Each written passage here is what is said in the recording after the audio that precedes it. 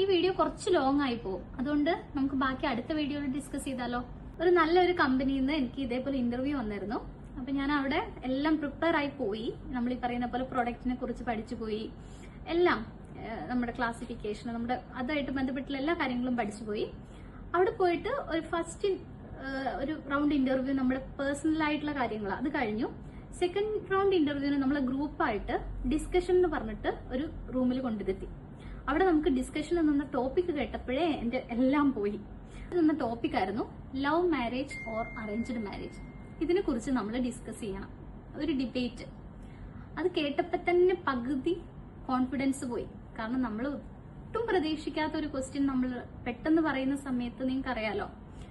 അങ്ങനെ ആ പ്രതീക്ഷയും നഷ്ടപ്പെട്ടു. അതിനുശേഷമാണ് ഞാൻ ഇപ്പൊ നിലവിൽ വർക്ക് ചെയ്യുന്ന കമ്പനിയുടെ ഒരു ഇതേപോലെ ഞാൻ വാട്സപ്പ് വഴിയാണ് വേക്കൻസി അറിയുന്നത്. അതിന് ഞാൻ അപ്ലൈ ചെയ്തു. എനിക്ക് ഇന്റർവ്യൂ കോൾ കിട്ടി. ഞാൻ അന്ന് അബുദാബിയിലായിരുന്നു ഉണ്ടായിരുന്നത്. അപ്പോൾ ഇന്റർവ്യൂ നമ്മുടെ മെയിൻ ബ്രാഞ്ച് ആയിട്ടുള്ള ദുബായ് ബ്രാഞ്ചിൽ വെച്ചിട്ടായിരുന്നു വിളിച്ചത്.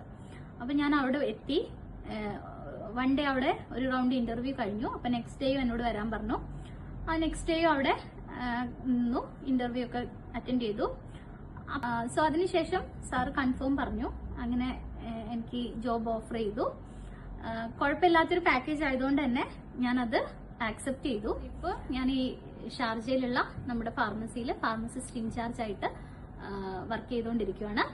നിങ്ങളോട് പറയാനുള്ളത്, നിങ്ങളും ഇപ്പൊ ഈ സ്ട്രഗിളിംഗ് പീരീഡിലാണെങ്കിൽ നിങ്ങൾക്ക് ഇതുപോലൊരു നല്ല ഓപ്പർച്യൂണിറ്റി കിട്ടും. ഓക്കെ, സോ അതിനുവേണ്ടി നിങ്ങൾ ചെയ്യേണ്ടത് ഗിവ് അപ്പ് ചെയ്യാതെ ട്രൈ ചെയ്തുകൊണ്ടിരിക്കുക. മാക്സിമം നിങ്ങൾക്ക് ട്രൈ ചെയ്തുകൊണ്ടിരിക്കുക. പേഴ്സണലി ഞാൻ ഈ പറഞ്ഞിട്ടുള്ള നോളജിന് പുറമെ നിങ്ങളുടെ കമ്മ്യൂണിക്കേഷൻ സ്കില്ല്, ഇതേപോലെ OTC ഒക്കെ സെയിൽ ചെയ്യാനുള്ള നിങ്ങളുടെ ആ ഒരു സ്കില്ലും കൂടെ നിങ്ങളൊന്ന് വളർത്തി കൊണ്ടുവരിക.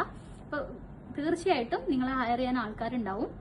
നിങ്ങൾക്ക് ഇനി കൂടുതലായിട്ട് എന്തെങ്കിലും ഡൗട്ട് ഉണ്ടെങ്കിൽ നിങ്ങൾക്ക് കമന്റ് സെക്ഷനിൽ കമന്റ് ചെയ്യാം.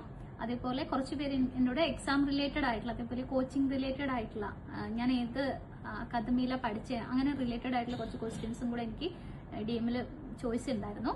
അപ്പൊ അങ്ങനെയുള്ള ഡൗട്ട് അല്ലെങ്കിൽ എക്സാം റിലേറ്റഡ് ആയിട്ടുള്ള ഡൗട്ടൊക്കെ നിങ്ങൾക്ക് കൂടുതലായിട്ടുണ്ടെങ്കിൽ ഒന്ന് കമന്റ് സെക്ഷനിൽ വന്ന് കമന്റ് ചെയ്യാം.